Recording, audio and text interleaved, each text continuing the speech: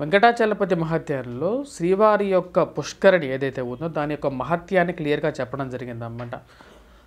ఇది చెప్పింది కూడా ఎక్కడ అంటే వెంకటాచలపతి మహత్యంలో మనం చూసినట్లయితే ముఖ్యంగా కశ్యప మహాముని ఏదైతే రౌరకాది నరకం నుంచి ఎలా తప్పించుకున్నారు అని చెప్పి మునివరులు అడగంగా సాక్షాత్ సౌనకాది మహాముని ఎవరైతే ఉన్నారో ఆయన చెప్పడం మొదలుపెట్టాడు అన్నమాట. ఏమని చెప్పాడంటే ఒకానొక రోజున సాక్షాత్తు వచ్చినప్పటికీ అభిమన్యుడి యొక్క కుమారుడు పరీక్షిత మహారాజు ఎవరైతే ఉన్నారో పరీక్షిత మహారాజు యొక్క భూమండలాన్ని సుఖ సంపదలతో చతుర్వేదాలను పరిరక్షిస్తూ చతుర్వర్ణాలను పూర్తిగా పాలిస్తూ ఉన్న రోజుల్లో తను 60 సంవత్సరాల పైబడిన తర్వాత వేటకి వెళ్ళాలి అని చెప్పి ఒక మనస్సంకల్పంతో వేటకి వెళ్ళడం జరుగుతుంది. అప్పుడు తను వెళ్తూ ఆ యొక్క వేటలో అక్కడ తన యొక్క విసిరినటువంటి బాణం ఏదైతే ఉందో గురి తప్పి పక్కన పడుతుంది అన్నమాట.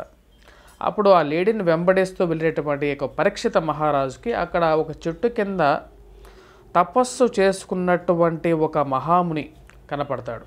ఆ యొక్క మహాముని ఎంతో తన యొక్క పరీక్షితంగా తన యొక్క తపస్సులో మునిగిపోయి ఉంటారన్నమాట. ఆ యొక్క తపస్సులో ఉన్నటువంటి ఆ మహామునిని అడుగుతారు ఈ యొక్క పరీక్షిత మహారాజు, నేను లేడీని వెతుక్కుంటూ వచ్చాను, ఆ యొక్క లేడీ ఎక్కడ ఉంది అన్నాడు. ఇప్పుడు మహారాజు గారు ఎంత అడిగినా సరే ఇక్కడ ఈయన తపస్సులో ఉంటారు ఈ మహాముని చెప్పరన్నమాట. ఎంత అడిగినా సరే చెప్పబోయేటప్పటికి ఎంతో కోపంతో చచ్చిపోయినటువంటి పామును తీసుకొచ్చి ఆయన మెడలో వేయటం జరుగుతుంది. అది గమనించినటువంటి శిష్యుడు తన యొక్క కుమారుడికి అంటే ఆ మునివరుడి కుమారుడికి వెళ్ళి చెప్తారన్నమాట, మీ యొక్క తండ్రి గారి మెడలో చచ్చిపోయినటువంటి పాముని ఈ యొక్క మహారాజు గారు వేశారు, పరీక్షిత మహారాజు, ఆయన చూడు అని చెప్పి ఎంతో బాధపడుతూ చెప్తారు. అంతటా వచ్చినటువంటి శృంగి ఆయనకు కుమారుడు వచ్చేసి ఆ యొక్క రాజుగారికి ఒక శాపం ఇస్తారు. మీరు రాబోతున్నటువంటి 7 రోజుల్లో ఏదైతే చచ్చిపోయిన పావును మా తండ్రి గారి మెడలో వేసావు కదా, దానికి పర్యవసానంగా 7 రోజుల్లో నీకు మరణం సంభవించుగాక. ఈ యొక్క పాము వలనే ఏదైతే పాము ఉంది కదా, పామును వేసావు కాబట్టి పాము విషం వలనే నువ్వు 7 రోజుల్లో మరణిస్తావు అని చెప్పి శపిస్తారు శృంగి శపించటంతో పక్కనే ఉన్నటువంటి శిష్యుడు అంటే తండ్రి యొక్క శిష్యుడు ఎవరైతే ఉన్నారో ఒకసారి ఆశ్చర్యం పోయి అడుగుతారు, మీ తండ్రి గారి మెడలో వేసిన చచ్చిపోయిన పామునే కదా, నువ్వు ఎందుకు మరణాన్ని శాపంగా ఇచ్చావు, కాబట్టి ఆ యొక్క శాపాన్ని వెనక్కి తీసుకోమని చెప్తుంటే ఆ శాపాన్ని వెనక్కి తీసుకోవడం కుదరదు, కాబట్టి నువ్వు వెళ్ళి ఆ యొక్క పరీక్షిత మహారాజు గారికి చెప్పు, నేను ఇలా శపించాను కాబట్టి దానికి ఎందుకంటే ఆయన చాలా మంచి మహారాజు గారు, నేను కోపంతో శపించాను కాబట్టి వెళ్ళి చెప్పు, ఆయనకి జాగ్రత్తగా ఉండమని చెప్పేసి తక్షకుడు ఎవరైతే ఉంటారో ఇటువంటి శాపం అంటే తక్షకుడు అంటే ఈ యొక్క పాములన్నిటికీ మహారాజు అయినటువంటి తక్షకుడితో నీ యొక్క మరణం సంభవించబోతుందని చెప్పేసి ఒక శాప వృత్తాంతం అని చెప్పమని చెప్తాడు. అంతటా ఏ పరీక్షిత మహారాజు గారు ఏం చేస్తారంటే అన్ని చుట్టూరు నీళ్లు ఉన్నా సరే మధ్యలో ఒక పెద్ద భవంతి ఒంటి స్తంభం మేడ మీద ఎవరో అన్ని రకాలుగా వైద్య నిపుణులను మంత్రులను యజ్ఞయాగాదులు చేసి తన యొక్క ఆయుష్ని పెంచగలిగినటువంటి వారిని అందరినీ తన చుట్టూరు పెట్టుకుంటారు. ఎందుకంటే ఇక్కడ శాప వృత్తాంతం అనేది తనకు తెలుస్తుంది ఆ యొక్క శిష్యుడి ద్వారా, తద్వారా వచ్చి ఆ యొక్క ఒంటి స్తంభం మేడ మీద ఉంటారన్నమాట. ఎందుకంటే పాములు ఒంటి స్తంభం మేడ ఎక్కలేవు అని చెప్పి ఒక ఆలోచనతో ఎంత ఉన్నటికీ ఈ యొక్క తక్షకుడు ఎవరైతే ఈ యొక్క శాపాన్ని తీసుకున్నటువంటి తక్షకుడు అంటే ఆ యొక్క పాములన్నిటికీ రాజైనటువంటి తక్షకుడు వెతుక్కుంటూ వెళ్తాడు. ఈ యొక్క మహారాజు గారిని సంహారం చేయాలి కదా, 7 రోజుల లోపలే చంపాలి కాబట్టి తక్షకుడు వెళ్తాడు. తక్షకుడికి వెళ్ళినప్పుడు ఈ యొక్క పరీక్షిత మహారాజు గారు ఏం చేస్తారంటే అన్ని విద్యలు తెలిసినటువంటి గొప్ప వారిని అందరినీ పిలుస్తాడు.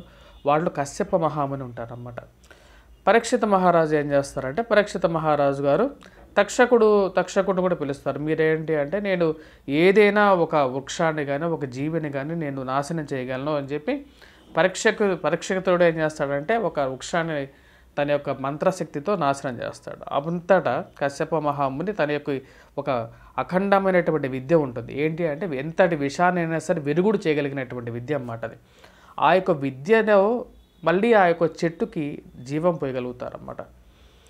కానీ ఇక్కడ ఒక విషయం ఏం జరుగుతుంది అంటే, ఇక్కడ కశ్యప మహాముని తన యొక్క దివ్య నేత్రంతో, తనకి జ్యోతిష్య విద్యలో ఉన్నటువంటి నైపుణ్యంతో తను ఒక విషయాన్ని పరిగెడతారన్నమాట. ఏమిటి ఆ యొక్క విషయము అంటే, ఈ యొక్క పరీక్షిత మహారాజు గారికి ఆయుష్ అనేది ఎక్కువగా లేదు అని చెప్పి తెలుసుకుంటారు. కానీ వైద్య వృత్తి అనేది వచ్చు. వైద్య వృత్తి వచ్చినా సరే ఇక్కడ ఏం చేస్తారంటే, ఆయనకు ఆయుష్ లేదు అని చెప్పి తెలుసుకొని మనసులో పెట్టుకొని ఉంటారు. అంతటా ఈ యొక్క ఎవరైతే తక్షకుడు ఉంటాడు కదా, తక్షకుడు ఏం చేస్తారంటే, నేను ఇతన్ని వధించబోతున్నాను కాబట్టి మీరు ఈ యొక్క విషయానికి విరుగుడు ఇవ్వకుండా రావద్దు అని చెప్పేసి అక్కడ వెనువెంటనే పొమ్మటానికి మీకు కావాల్సినటువంటి మనులు డబ్బు ఇస్తానని చెప్పేసి కశ్యప మహామునిని ఇంటికి పంపిస్తారు. అంతటా ఈ యొక్క ఎంతో జాగ్రత్తగా ఉండేటువంటి ఈ యొక్క రాజుగారు ఏం చేస్తారంటే జాగ్రత్తగా ఉంటారు. ఆయన చుట్టుపక్కల అందరూ తను అల్పాహారం తీసుకోవటంలో కానీ జాగ్రత్తలు పాటిస్తూ ఉంటారు. కానీ 7వ రోజు వచ్చేస్తుందన్నమాట, వచ్చేసేస్తుంది ఆ రోజున ఏం చేస్తారు అంటే తనకి అల్పాహార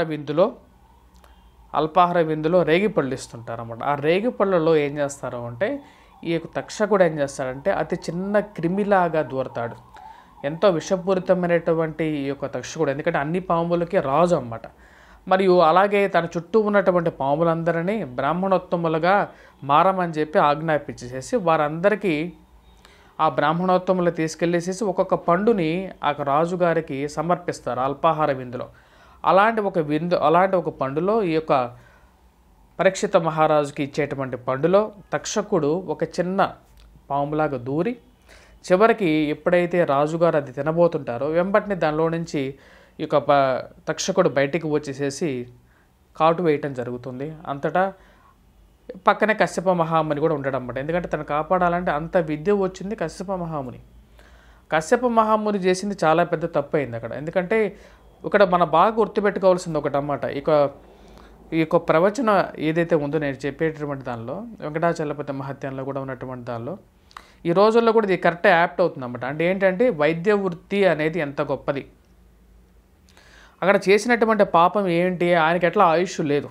ఆయుష్ లేకపోయినా సరే నువ్వు బతికించాలి. ఎందుకంటే నీకు జ్యోతిష్యం తెలిసినా సరే వైద్య వృత్తి వచ్చినా సరే ఒక జీవికి అతను మరణించేంత వరకు మనం ఆయనకు ఆయుష్ని మనకు తెలిసినా సరే అతను కాపాడడానికి మనం ప్రయత్నం చేస్తూనే ఉండాలని చెప్పి శాస్త్రం చెప్తూ ఉందన్నమాట. అంతేగాని నీకు జ్యోతిష్యం తెలుసు కాబట్టి నువ్వు అతన్ని బతకడానికి అవకాశాన్ని నువ్వు తీసేయకూడదు అన్నమాట. ఎందుకంటే కాలచక్రం ఎలా తిరుగుతుంది అనేది ఎవరికి తెలియదు కాబట్టి ఆ యొక్క జ్యోతిష్య విద్యలో అయినా సరే వైద్య వృత్తిలో నువ్వు ఉన్నా సరే అతనికి ఆయుష్ లేదు, తనను వదిలేస్తాను అని చెప్పి చెప్పడానికి లేదు.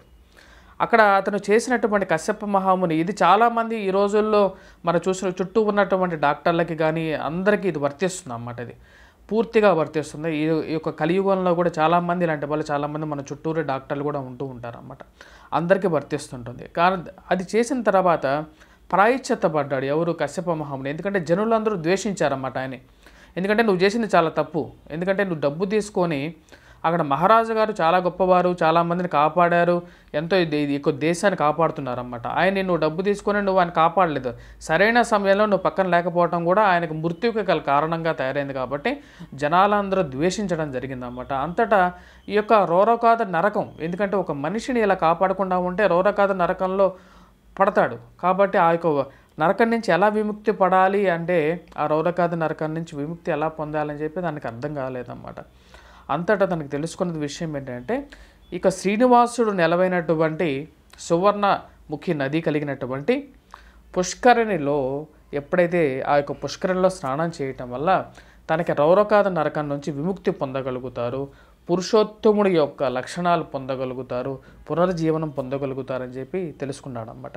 అంతటి కశ్యప మహాముని ఈ యొక్క స్నానం చేసి ఆ యొక్క పుష్కరిణిలో, ఆ పుష్కరణ మహత్యం అన్నమాట ఇది. ఈ యొక్క పుష్కరణ మహత్యం విన్నా సరే మనస్సు ఎంతో పునీతం అనేది అవుతుంది అన్నమాట.